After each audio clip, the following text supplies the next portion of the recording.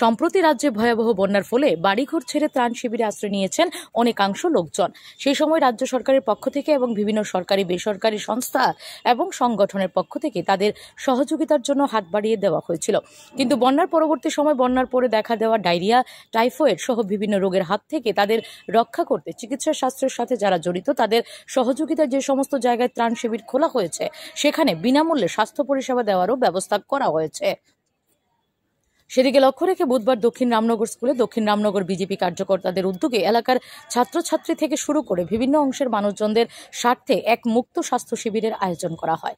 এদিনের অনুষ্ঠানে উপস্থিত ছিলেন আগরতলা পুর নিগমের মেয়র তথা বিধায়ক দীপক মজুমদার, এলাকার কাউন্সিলর সহ অন্যান্য নেতৃত্বরা।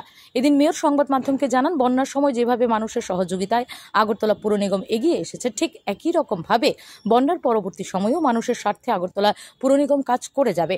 তাই এই এলাকায় বন্যার ফলে যারা বাড়িঘর ছেড়ে ত্রাণ শিবিরে আশ্রয় নিয়েছেন তাদের সুস্বাস্থ্যের কথা মাথায় রেখে দলীয় কার্যকর্তারা এই স্বাস্থ্য শিবিরের আয়োজন করেছেন। এখানে তাদের বিভিন্ন ধরনের চিকিৎসা পরিষেবা প্রদান করা হবে এবং প্রয়োজনে বিনামূল্যে ঔষধও দেওয়া হবে। পাশাপাশি এদিন মেয়র দীপক মজুমদার এই ধরনের সমাজসেবামূলক কর্মসূচি হাতে নেওয়ার জন্য দলীয় কার্যকর্তাদের ধন্যবাদ জ্ঞাপন করেন।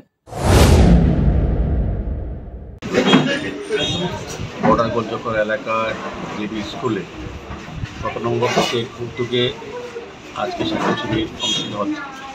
মূলত কিছুদিন আগে আমাদের ভয়াবহ বন্যা সারা রাজ্যের সঙ্গে এই শহরে এবং এই এলাকারও প্রতিটি বাড়িতে প্রায় জলমগ্ন ছিল, অবস্থা ছিল। বিশেষ করে এই এলাকার প্রতিটি বাড়িতে যারা ছিলেন, আমাদের সরকারিভাবে তাদেরকে এবং আমাদের দলের তরফ থেকে বিভিন্নভাবে সহযোগিতা করা হয়েছে। কিন্তু যখনই দেখি বন্যার পরবর্তী অবস্থায় কিছু কিছু রোগের প্রাদুর্ভাব হয়, ডায়রিয়া, স্কিন ডিজিজ এরকম কিছু কিছু রোগের প্রাদুর্ভাব হয়।